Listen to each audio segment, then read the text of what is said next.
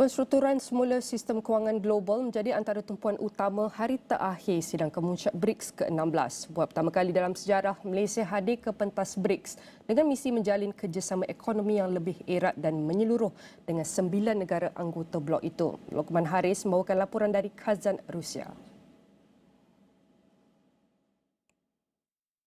Terima kasih rakan tugas di studio di Bukit Jalil. Ya, sidang kemuncak BRICS yang berlangsung selama 3 hari di Kazan, Rusia memberikan tumpuan kepada beberapa isu tunjang termasuk kerjasama ekonomi di peringkat global sudah tentu, selain aturan politik di pentas dunia dan juga konflik di Asia Barat juga turut mencuri tumpuan pada tahun ini. Tetapi antara yang paling penting dalam kerangka ekonomi dan juga perdagangan adalah kenyataan yang dikeluarkan oleh Presiden Rusia Vladimir Putin dan juga Presiden China Xi Jinping yang seakan-akan senada, yang menampakkan hasrat mereka yang lebih kuat dan suara mereka yang lebih lantang tahun ini di Kazan untuk menjana ataupun mewujudkan sistem kewangan baru dalam kalangan negara anggota BRICS dan juga negara-negara selatan global yang bebas daripada cengkaman pengaruh Barat.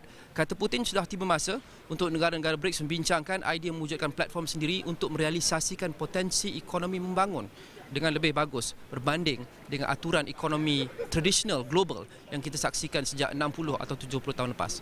Ini kata beliau. Пообсуждать идею создания собственной платформы для раскрытия потенциала наших растущих экономик. Ее цель – увеличить инвестиционные потоки в страны БРИКС, глобального юга и востока, и сделать акцент на вложении средств в большие инфраструктурные и технологические проекты. Важно выстраивать альтернативные, надежные и свободные от любого диктата многосторонние финансовые механизмы, производственно-логистические цепочки, наладить обмен технологиями и передовыми знаниями, развивать и повышать пропускную способность новых международных транспортных коридоров. Baik, sudah tentu yang mencatat sejarah adalah kehadiran Malaysia di sidang kemuncak BRICS ini buat pertama kali dalam sejarah negara. Delegasi Malaysia diketuai oleh Menteri Ekonomi Rafizi Ramli yang menyampaikan kenyataan negara yang memfokuskan kepada beberapa isu penting termasuk kebimbangan Malaysia berkenaan dengan dasar perlindungan perdagangan yang semakin kuat dilaksanakan di serata dunia. Tapi YB Rafizi juga sempat bertemu dengan mengadakan mesyuarat bilateral sebenarnya dengan 4 pemimpin utama negara anggota dan juga pemerhati BRICS, termasuk Menteri Luar Indonesia yang baru serta Menteri Ekonomi Rusia dan juga India. Dan apabila ditanya berkenaan dengan apa yang dibincangkan dan juga apa spesifik atau perincian berkenaan dengan apa yang Malaysia mahu kecapi atau capai melalui mesyuarat bilateral dan juga kehadiran di sidang kemuncak BRICS secara keseluruhannya pada tahun ini. Ini kata beliau. Kita kena pastikan perkara ini diterjemahkan ke dalam specifics. Jadi contohnya apabila saya duduk berbincang dengan New Development Bank, ini adalah institusi kewangan antarabangsa yang baru, beribu pejabat di Shanghai.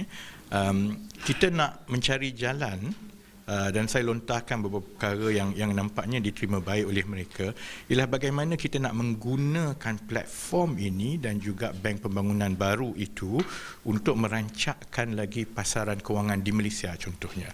Ada potensi yang mana kita boleh menjadikan Kuala Lumpur sebagai pusat untuk mereka menjalankan kegiatan ekonomi mereka dan juga kewangan, urusan kewangan dan sebagainya. Contohnya Sovereign Wealth Fund Russia. Mereka ada pelaburan yang besar secara bersama di negara-negara teluk. Tetapi dia tak ada di Malaysia. Sedangkan kepakaran mereka adalah contohnya membangunkan industri pelancongan pada skala yang besar, dan industri pelancongan daripada Malaysia perlu dipelbagaikan, tidak hanya bergantung kepada sumber pelancong daripada beberapa buah negara saja. Jadi insya-Allah di peringkat Kementerian Ekonomi, selain daripada mewakili negara dalam usaha kita untuk menyertai BRICS, kita juga ingin memastikan penyertaan itu disambung dan disambut terus dengan projek-projek ekonomi yang boleh memperkukuhkan ekonomi kita.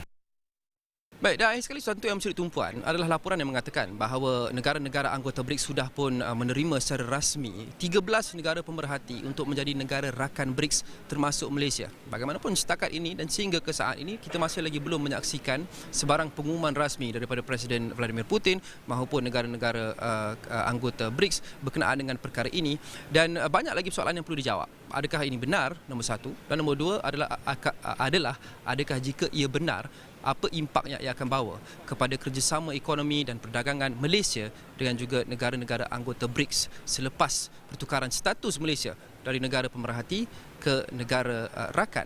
Itu semua kita akan bawakan lebih lanjut di extraordinary.com seperti biasa. Buat masa ini kita kembali dulu ke rakan tugas di studio. Sekian, Luqman Haris dari Kazan, Rusia.